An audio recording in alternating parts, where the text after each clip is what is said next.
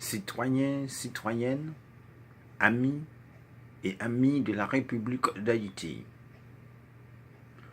autorités, citoyens et les amis de la République. En cet instant, aujourd'hui, nous avons le plaisir de vous présenter le discours numéro 10 qui va retracer l'histoire de la République et aussi expliquer la raison principale.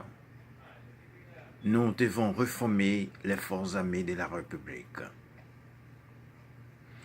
Disons 1804, le 1er janvier, les pères de la fondation de la nation ont créé l'armée d'Haïti pour lutter contre l'ordre de Napoléon après le coup d'État du 7 octobre 1799 qui a créé un nouveau gouvernement en France, la métropole, et dans l'intention de rétablir l'esclavage. Voilà pourquoi les mulâtres, les noirs et les blancs qui étaient unis ensemble décidaient de lutter contre le programme du gouvernement de Napoléon Bonaparte. À l'époque, nous devons nous rappeler que les forces armées de la République étaient partie intégrante de l'armée française, qui était la plus grande armée de terre dans le monde, et que l'Angleterre avait la puissance maritime avec des British Navy. Nos frères, aujourd'hui, font la face devant une grande difficulté de gérer la République.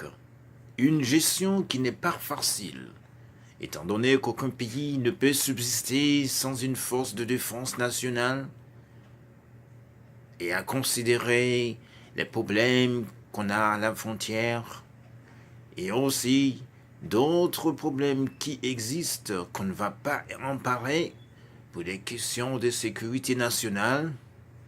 Haïti, aujourd'hui plus que jamais, a besoin des forces armées d'Haïti.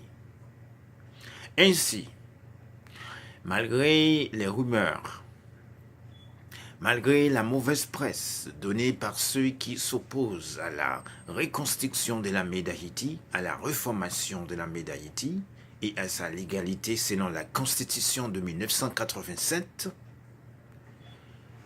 nous prenons cette décision en matière et en fonction de toutes les connaissances que nous avons, de toutes les intelligences que nous avons pu accumuler, sans en révéler qu'il est péjoratif de ne pas en avoir une armée et qu'il s'impose au gouvernement élu et aussi qui a déjà pris position et qui a été déjà inauguré, de recréer l'armée d'Haïti afin de défendre la nation. Mais voilà, nous ne voulons pas la même armée qu'on avait, une armée qui était pas du tout professionnelle, qui était trop politique et qui s'intéressait seulement à faire des coups.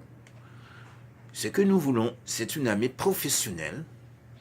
Et pour avoir une armée professionnelle, nous devons choisir les meilleurs citoyens, ceux qui ont l'honneur, qui respectent la loi, qui respectent les droits de l'homme.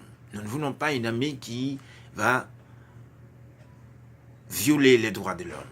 Nous sommes contre la violation des droits de l'homme, étant des démocrates et des citoyens dignes de la République. Ce que nous souhaitons, le gouvernement actuel a la mission et la priorité de recréer l'armée et aussi d'intégrer les gens les plus honorables, les gens les plus préparés pour faire partie de l'armée, par des criminels, des gens qui n'ont pas commis de crimes et des gens aussi qui ont fait au moins des études classiques.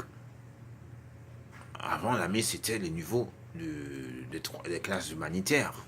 Eh bien, on doit élever le standard, au moins accepter les gens avec la fiche de rhétorique pour faire partir de cette armée.